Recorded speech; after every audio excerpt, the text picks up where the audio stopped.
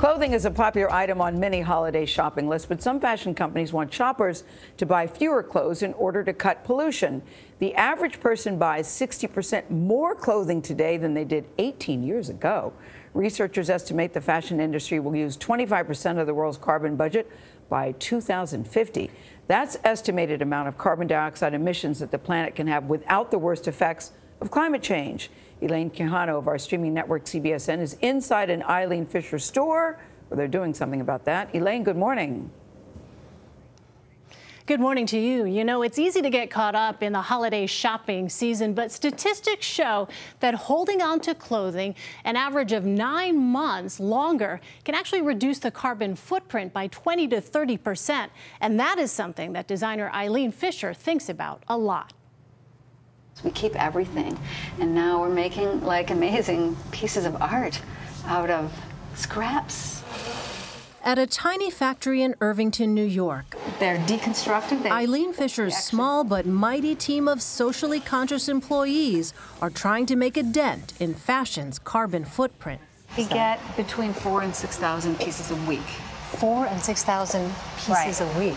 The Renew program buys back worn Eileen Fisher pieces and sorts them to determine if they can be resold, resewn. This was a hole.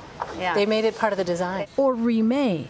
This is made from about 20 old sweaters. We see it as an important long-term investment for us. It's a bit hard to rationalize that cost. We do it because we think it's the right thing to do, and because we believe there's going to be no business done on a dead planet, so we better do the best we can. Fashion accounts for nearly 10% of greenhouse gas emissions, and 85% of unwanted clothing ends up in landfills like this one, piling up to more than 12 million tons annually. When you think about the magnitude, does it ever seem overwhelming for you? Yes. Oh, it's daunting. It's, yeah, some days I try not to get depressed. Some days I say, oh my God, it feels like we're moving deck chairs on the Titanic.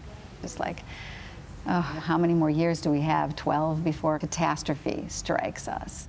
We're only a drop in the bucket, and we're trying to role model for other companies. Other companies have tapped into the sustainable market too, like Patagonia, whose Worn Wear program encourages customers to patch up old clothing rather than buy new. Even IKEA is testing a program to buy back their old furniture. And H&M offers a recycling program where customers get 15% off when they bring in used items. But sustainability expert Maxine Bidat says coupons just encourage more consumption, and only about 1 out of every 1,000 pieces sold is ever recycled. The last figures that have come in are showing that there are 150 billion new pieces of clothing that are made every single year.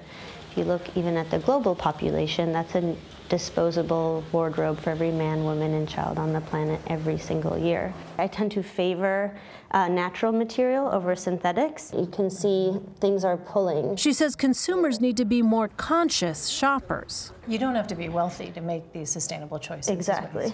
You can learn a lot from the clothes just from looking at the tag and looking at the inside of the garment. And I think that's the takeaway. It's not about, you know, getting a PhD in sustainability. It's about finding the clothes that we really love and only using our hard-earned money to purchase things that we're really going to want to wear in the future.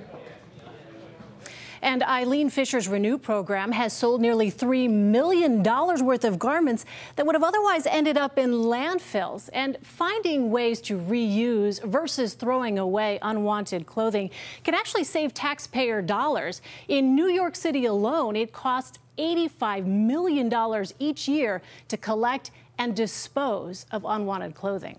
John? Elaine Quijano, good for the planet, good for the budget. Thank you.